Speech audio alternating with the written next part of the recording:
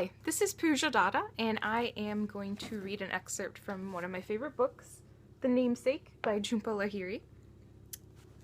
It had been on the train exactly a year ago that he'd learned of Moushami's affair. They were on the way up to spend Christmas with his mother and Sonia.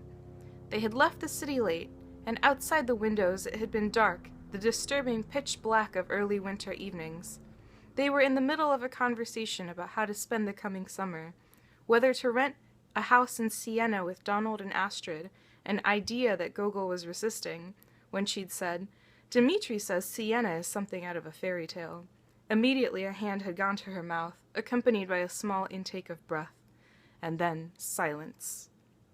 "Who's Dmitri?" he'd asked, and then, "Are you having an affair?" The question had sprung out of him, something he had not consciously put together in his mind until that moment. It felt almost comic to him, burning in his throat, but as soon as he asked it, he knew. He felt the chill of her secrecy numbing him like a poison spreading quickly through his veins. He'd felt this way on only one other occasion, the night he had sat in the car with his father and learned the reason for his name. That night he'd experienced the same bewilderment and was sickened in the same way. But he felt none of the tenderness that he had felt for his father, only the anger, the humiliation of having been deceived. And yet at the same time he was strangely calm. In the moment that his marriage was effectively severed, he was on solid ground with her for the first time in months. He remembered a night weeks ago, looking through her bag for her wallet to pay the Chinese food delivery man. He'd pulled out her diaphragm case. She told him she'd gone to the doctor that afternoon to have it refitted, and so he'd put it out of his mind. His first impulse had been to get out at the next station, to be as physically far from her as possible. But they were bound together by the train, by the fact that his mother and Sonia were expecting them, and so somehow they suffered through the rest of the journey, and then through the weekend. Telling no one, pretending that nothing was wrong. Lying in his parents' house in the middle of the night, she told him the whole story, about meeting Dmitri on a bus, finding his resume in the bin. She confessed that Dmitri had gone with her to Palm Beach. One by one he stored the information in his mind, unwelcome, unforgivable.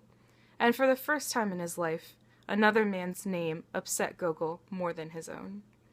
The day after Christmas she left Pemberton Road, with the excuse to his mother and Sonia that a last-minute interview had fallen into place at the MLA. But really the job was a ruse. She and Gogol had decided that it was best for her to return to New York alone. By the time he arrived at the apartment, her clothes were gone, and her makeup and bathroom things. It was as if she went away on another trip, but this time she didn't come back. She wanted nothing of the brief life they'd had together. When she appeared one last time at his office a few months later, so that he could sign the divorce papers, she told him she was moving back to Paris. And so systematically, as he had done for his dead father, he removed her possessions from the apartment, putting her books into boxes on the sidewalk in the middle of the night for people to take, throwing out the rest.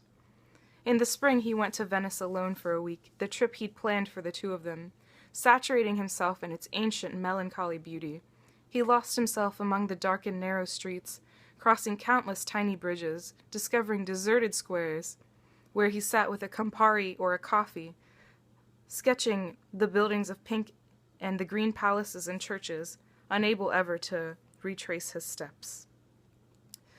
And then he returned to New York, to the apartment they'd inhabited together that was now all his.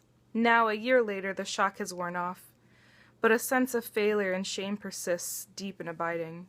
There are nights he still falls asleep on the sofa without deliberation, waking up at 3 a.m. with the television still on.